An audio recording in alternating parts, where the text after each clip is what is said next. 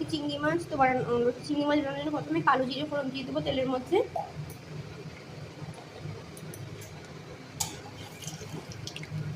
তো এর মধ্যে এবার এই তেলের মধ্যে পেঁয়াজ কুচি, লঙ্কা কুচি আর রসুন কুচিটা দিয়ে দেবো। আগে থেকে আমি লতিটাকে ভাপিয়ে রেখেছি লবণ দিয়ে, আর বেশি ভাপাবো না, কারণ বেশি ভাপালে এটা নরম হয়ে গেলে ওই তরকারির মধ্যে গলে যাবে। আর এই যে চিংড়ি মাছটাও ভেজে রেখে দিয়েছি।